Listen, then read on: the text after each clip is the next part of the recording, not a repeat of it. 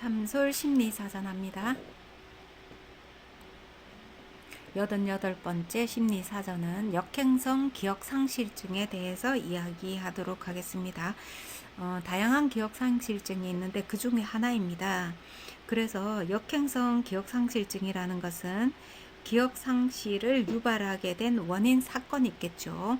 그 사건이 발생하기 직전의 일들을 기억하지 못하는 그러한 증상이 나타나 있을 때 우리가 역행성 기억상실증이다 라고 합니다.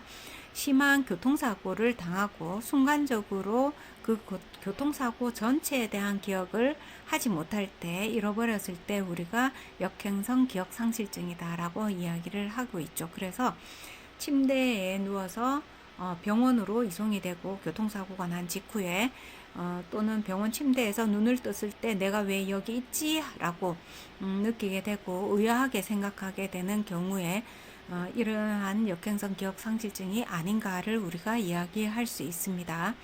자, 그래서 이 사람은 그 사고가 일어나기 그 이전의 것은 기억을 다 하죠.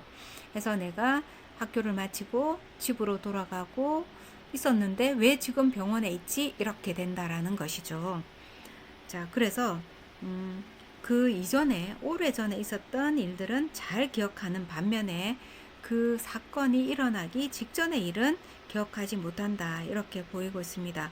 이런 기억상실증의 원인에 의해서는 아마도 뇌의 손상이 순간적으로 또는 그 사건으로 인해서 나타났기 때문이다, 이렇게 볼 수 있겠죠. 그래서 뇌의 손상이다 또는 부분적 뇌진탕이다, 이렇게 이제 의심이 되고 있습니다.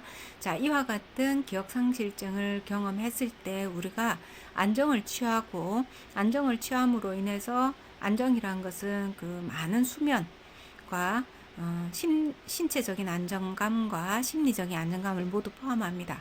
그랬을 때 긴장되어 있던 어떤 기능들이, 뇌의 기능들이 점차 제자리로 돌아갈 수 있는 어느 정도 시간이 필요하기 때문이죠. 그 시간을 경험하고 나서 사고의 순간까지 어느 순간 떠오르면 회복이 되는 것이죠.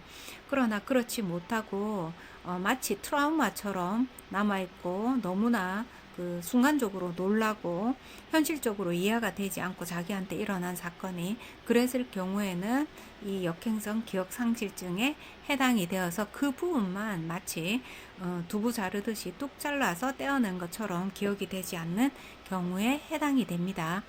자, 이와 같은 기억상실로 통해서 스스로는 굉장히 오히려 그 고통 또는 그 놀람, 이것들을 잃어버리게 되기 때문에 자기 보호를 할 수 있는 그러한 긍정적인 효과도 나타날 수 있죠.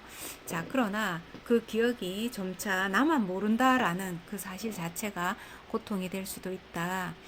기억 상실증에 걸렸을 때 우리가 기억을 빠르게 또는 확실하게 되살리려고 하기보다는 천천히 하되 순차적으로 시간의 흐름에 따라 하나씩 하나씩 이해를 하고 수용을 하고 받아들이고 그 상황의 일부분을 보는 것이 아니라 전체를 볼 수 있도록 시야를 충분히 넓힌 상태에서 회복을 하는 것이 가장 중요하다고 이야기할 수 있습니다.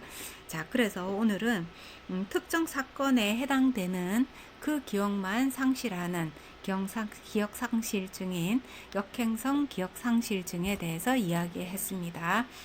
리트로그레이드 MCI에 해당이 됩니다.